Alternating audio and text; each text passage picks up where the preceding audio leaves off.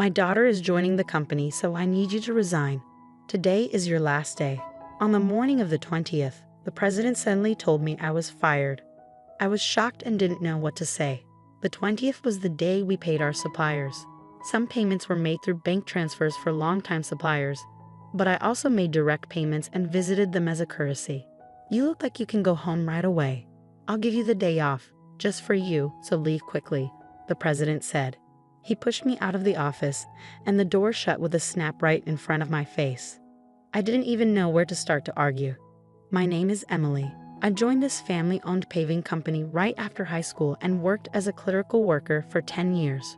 Well, until just now. The company had about 20 employees, and when the current chairman was the president, the workplace atmosphere was great.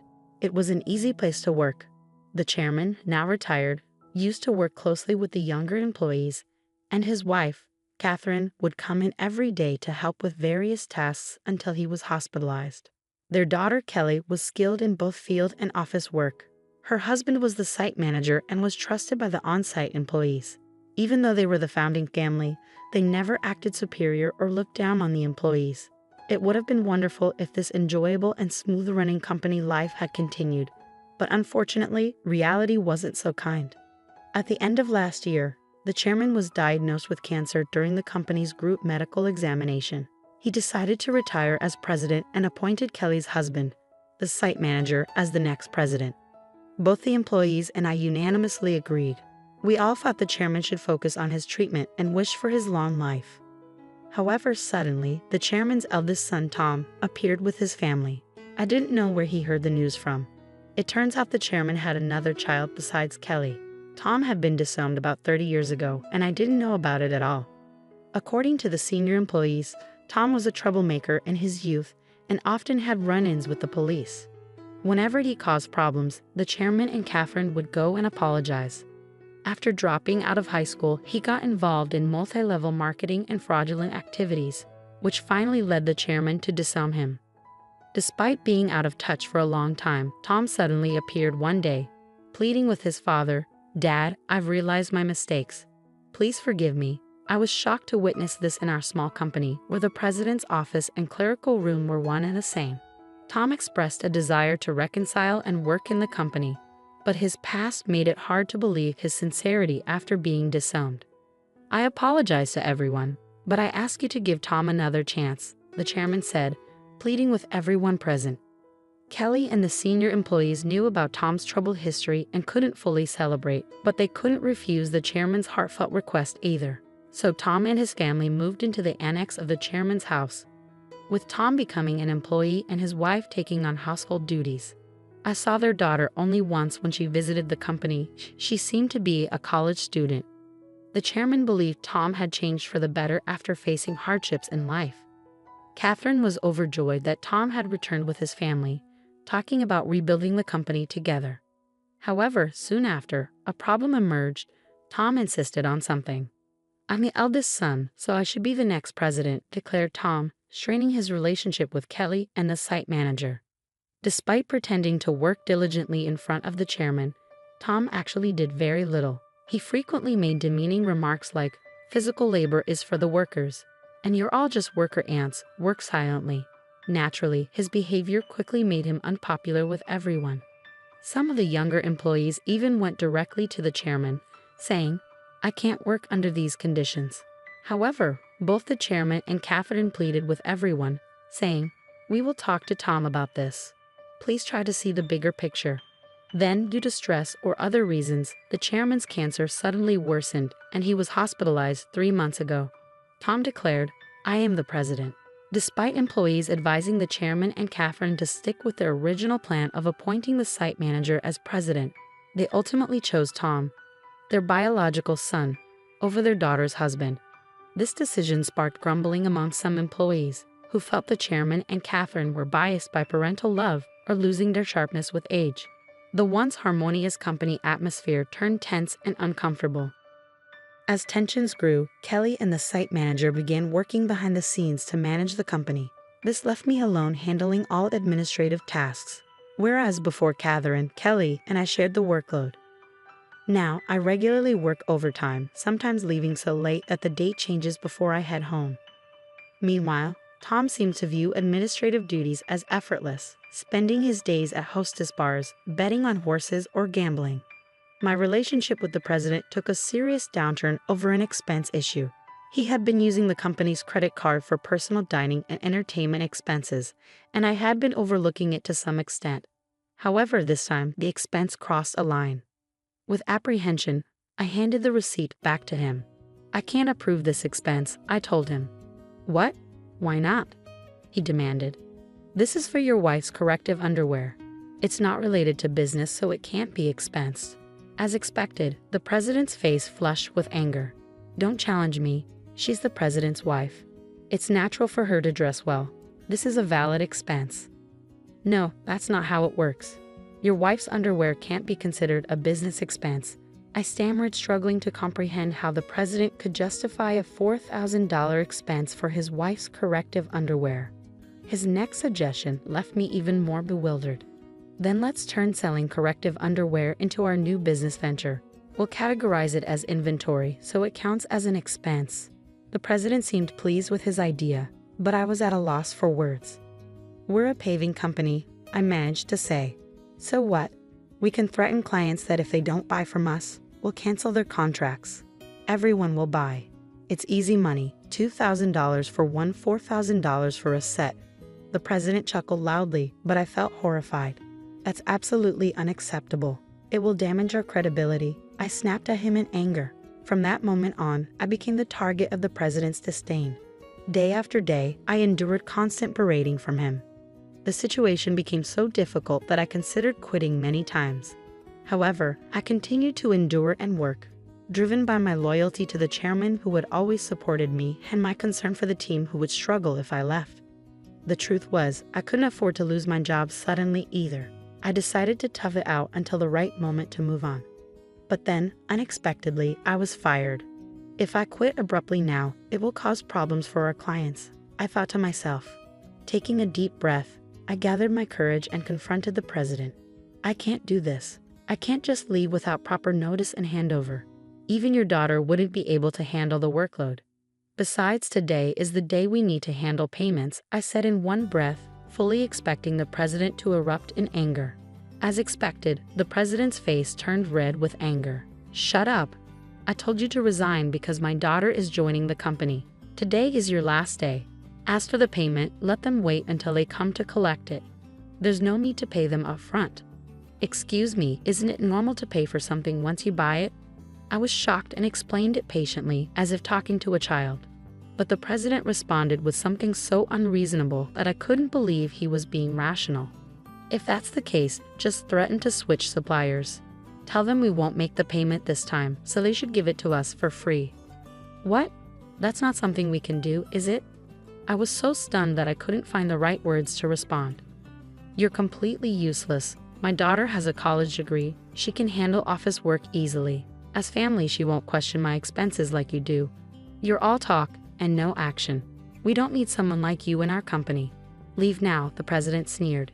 It seemed clear he intended for his daughter to handle accounting so he could justify personal expenses as business expenses. "Oh, is that so? Just remember, I won't regret this," I replied. Words were futile at this point. My patience had worn thin. I quickly gathered my belongings and left the company, feeling sorry for our clients. I called Kelly, despite knowing Catherine and Kelly were busy with the chairman. This was urgent. I explained everything and trusted the rest to Kelly. Once I left the company, I suddenly found myself with nothing to do. Being fired without notice clearly violated labor standards laws. If I reported this to the labor standards office, the company would be in trouble. Since our company was part of the middle company payment system, I could claim my severance pay and 1 month's salary. This system supports small and medium-sized enterprises that can't afford severance pay on their own. I didn't need to rush because I could apply within 5 years from my retirement date, and the Labor Standards Office had a 2-year statute of limitations. With my professional habits, I planned out the necessary procedures and timeline for retirement. I decided I could take it easy for at least a week. Lately, I had been working overtime and weekends nonstop, leaving no time for myself at home. There were many places I wanted to visit once I settled down, so I chose to go on a day trip to the beach for a refreshing break. After enjoying myself at the beach, I checked my phone in the locker and found several missed calls, emails, and voicemails. Among them, Kelly's email caught my attention.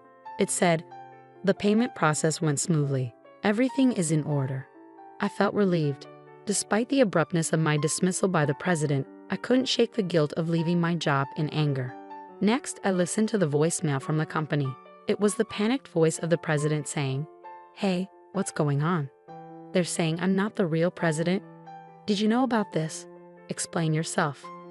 After chuckling at his realization, I continued to check my emails and voicemails. Among them was a message from the chairman, so I promptly headed to the hospital. Arriving at the hospital room that evening, I found Catherine and the president already there. As soon as the chairman saw me, he greeted me from his bed. "Emily, I'm truly sorry for my foolish son." "Hey, what's going on? I'm not the official president. Explain yourself." Tom shouted arrogantly, clearly not understanding the situation. The chairman quickly silenced him with a stern command.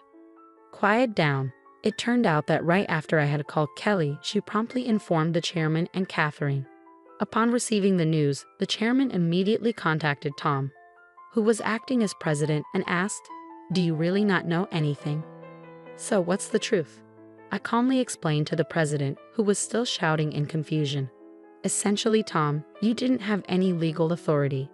Your role as president was just a title.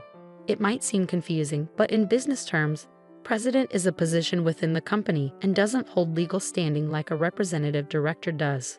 The representative director is the one legally responsible for the company's actions externally. It's a different and more formal role that requires specific legal procedures to change." I continued, "While the title of president can be changed informally within the company, altering the representative director involves complex legal processes. That's why your position didn't carry the legal weight you assumed it did." 3 months ago, when Tom was appointed president, there was strong opposition from Kelly, the site manager, and veteran employees. That's when I proposed a strategy. Tom would be a figurehead president while the chairman remained the legally responsible representative director. As someone familiar with company procedures and laws, I knew the complexities involved. Under my plan, if Tom showed genuine dedication and won over all employees, then we would initiate the legal process to formalize his presidency. However, if Tom failed to prove himself fit for the role, the backup plan was to either remove him or even consider closing the company, while Kelly and the site manager prepared to launch a new venture. Kelly doubted Tom's ability to change. The chairman and Catherine continued to believe in Tom until he unfairly dismissed me, which seemed to awaken them to his shortcomings. "If you want to be a leader, learn and take care of your employees. I've told you this many times," the chairman emphasized. Tom retorted, "It's not a big deal, right? Can't we just handle the procedures now?" "No, it's not possible," the chairman explained. "Our company offers stocks to employees who want them, and many of them own shares. Emily owns 10%, making her a major shareholder. We can't disregard her views, and other shareholders won't support you either." As the president began to understand the gravity of the situation, his face paled. "What? I don't have any shares." "None. I plan to pass on my shares to you once you prove yourself as president. I'm deeply disappointed in you. Were you only interested in my wealth, thinking I didn't have much time left?" The chairman slumped in despair, and Catherine remained silent, visibly upset. Defiantly, the president responded, "Well, I'm the eldest son. What's wrong with taking what's rightfully mine? The company belongs to me. I can't forgive you anymore. The chairman bears full responsibility as the representative director of this company. Moreover, I'm a shareholder. I have the right to call for a shareholders' meeting and propose your removal," I asserted firmly. The president's face drained of color as he grasped the implication of removal. "You mean I could be fired? Dan, you were just a clerk." "Tom, Emily is right. At this point, no one will support you." "Emily was the only one who spoke up to give you a chance," Catherine interjected. Then Catherine turned to me. "Emily, I owe you a sincere apology. I regret causing you trouble because of my love for my son. Please tell me what you'd like to do." I confronted the president directly. "Mr. President, I no longer wish to work under your leadership, so I am resigning immediately. However, I expect to receive my severance pay. along with 1 month's salary including unpaid overtime and holiday pay. As a shareholder, I will also take action through the Labor Standards Office to remove anyone who is detrimental to the company. I spoke calmly, and as I did, the president's complexion shifted from pale to completely white. Continuing, I informed them how Kelly had been actively visiting clients and successfully promoting our new company. Many clients had already decided to switch from our current company to the new one, and most of our employees were planning to follow suit. "That's impossible. I'll sue you," the president threatened, his voice cracking. But the chairman intervened firmly. "I am the representative director. You have no such authority." The president collapsed to his knees, and I felt a mix of emotions: regret, disappointment, and a sense of closure. "Mr. President, it's unfortunate it had to end this way. If you had changed your approach upon returning, things might have been different. There were ample opportunities for understanding if you had made efforts to learn and adapt. Ultimately, it was the president himself who squandered those chances. A classic case of reaping what one sows." In the aftermath, the chairman decided to shut down the company, leaving Tom unemployed. The president's wife attempted to sell corrective underwear, but it didn't succeed. They faced legal issues for aggressive sales tactics and were eventually arrested for involvement in a pyramid scheme. When Kelly returned to her parents' home, she found boxes of unsold underwear left behind. As for the daughter, she found employment elsewhere, although the specifics are unknown. I now work happily at Kelly's and the site manager's new company. I cherish my relationships with others and strive to live authentically each day.